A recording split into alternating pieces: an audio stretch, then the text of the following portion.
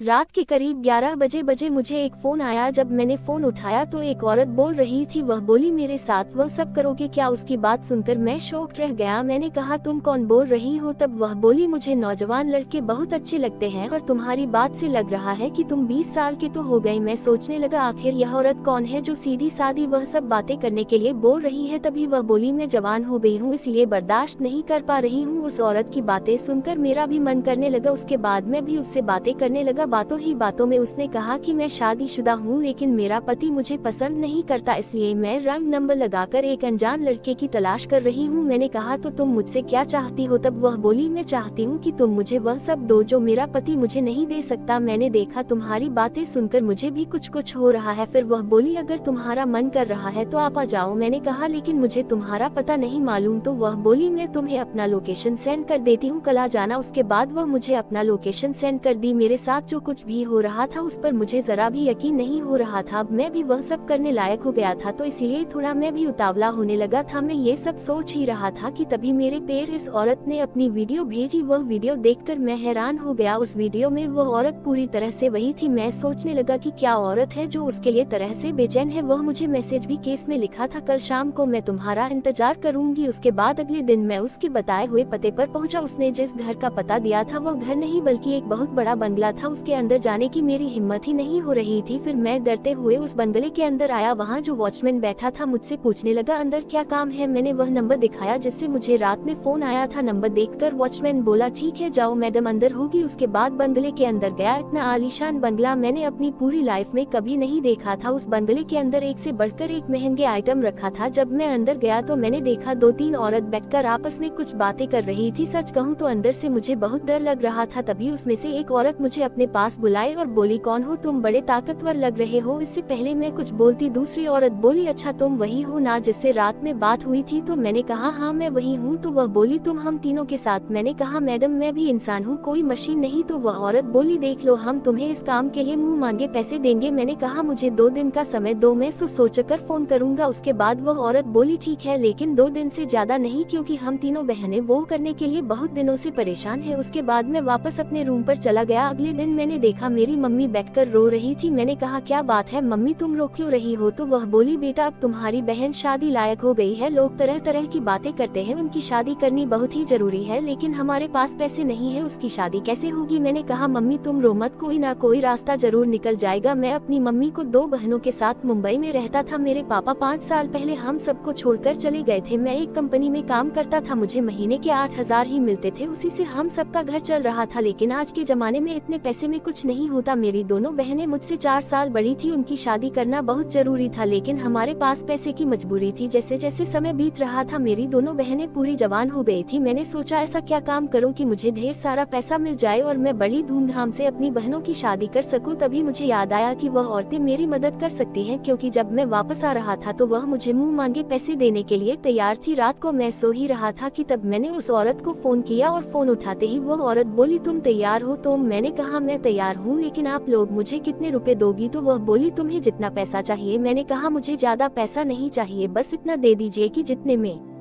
मेरी 2 बहनों की शादी हो जाए। वह औरत बोली, ठीक है कल शाम को तुम बंगले पर आ जाना। वैसे तो इस काम में मेरे भी मजे थे, लेकिन फिर भी पता नहीं क्यों मुझे अंदर से बहुत ही ज्यादा घबराहट हो रही थी। उसके बाद अगले ही दिन शाम को मैं उस बंगले पर गया। जब मैं बंगले के अंदर गया तो वह औरत सोफे पर बैठकर सर्व पी रही थी। वह मुझे देखकर बोली, अगर तुम उसी दिन हमारी बात मान लेते तो अब तक तुम्हारी बहनों की शादी हो जाती। फिर वह मुझे अपने पास बैठा ली और वह औरत मुझे पैगा वाला गिलास देते हुए बोली, ये लो पी लो। मैंने कहा, मैं ये सब नहीं पीता। तो वह बोली, पी लो। उसके बाद उन्होंने जबरदस्ती मुझे पिला दिया। फिर वह मुझे कमरे के अंदर ले गई। मुझे भी लग रहा था वह अंदर से दरवाजा बंद कर दी और वह तीनों औरतें साथ में। अचानक से मैं चौंक गया, मुझे होश आया तो मैंने देखा मैं अभी तक उन औरतों के साथ बाहर बैठा हूँ। तब मुझे समझ में आया कि मैं सपना देख रहा था। वह लोग मुझसे पूछने लगी कि क्या हुआ, तुम इतनी देर से कहाँ हुए थे? तो अचानक से चौंक क्यों गए? तभी उसमें से एक औरत बोली, देखो हम तीनों बहनों ने अभी तक शादी नहीं की है और अब करनी भी नहीं चाहते। मैंने कहा, आप लोग की उम्र तो 28 साल के आसपास हो होगी फिर शादी क्यों नहीं कर लेती हो। तो उसमें से एक औरत बोली तुमने बहुत सही अनुमान लगाया है, हम तीनों बहनें 28 साल के आसपास हैं, लेकिन हम अपनी दौलत के लिए शादी नहीं कर रहे हैं क्योंकि हमारा कोई भाई नहीं है और हम इस बंगले को छोड़कर नहीं जाना चाहते। मैंने कहा फिर आप लोगों को वह खुशी कैसे मिलेगी जो शादी के बाद औरतों को मिलती है। तो वह औरतें बोली हमारे पास बहुत पैसा है, इसलिए वह सारी खुशियाँ वह सारी चीजें खरीद लेती है जो हम चाहते हैं। अब इसका एक उदाहरण तुम ही हो, जैसे तुम्हें पैसे चाहिए अपनी बहनों की शादी के लिए और हमें मजा, जब तुम हमें खुश कर दोगे तब हम तुम्हें पैसे देकर खुश कर देंगे। तभी उसमें से एक औरत बोली क्या हुआ, तुम उदास क्यों लग रहे हो। मैं उन औरतों के सामने हाथ जोड़कर कहा मुझे आप लोगों के साथ ऐसा करने का कोई शौक नहीं है, मैं बस अपनी बहनों के लिए ये सब करने के लिए ये तैयार हूँ। मैंने कहा चलो किसी कमरे में चलो। तभी एक औरत बोली रुको, तुम पहले ऐसे इंसान हो जिसे देखकर मेरा मूड बदल गया है। फिर वह मुझे 20 लाख रुपए ला कर दी और बोली तुम्हें हमारे साथ करने की कोई जरूरत नहीं है, ये लो पैसे, जाओ और तुम अपनी बहनों की शादी धूमधाम से कर लो। बाकी औरत उसे कहने लगी ये तुम क्या कह रही हो, एक तो बड़ी मुश्किल से हमें आज की रात मजे करने को मिला था और तुम सारा मूड क्यों खराब कर रही हो। तो वह औरत अपनी इन्हीं बहनों से बोली कि हमारा कोई भाई नहीं है ना, इसलिए हम भाई का मूल नहीं समझते। इस भाई को देखो जो अपनी बहनों की शादी के लिए हमारे साथ यह सब करने को भी तैयार है, हमारा तो काम ही यही है, यह नहीं तो किसी और को बुला लेंगे।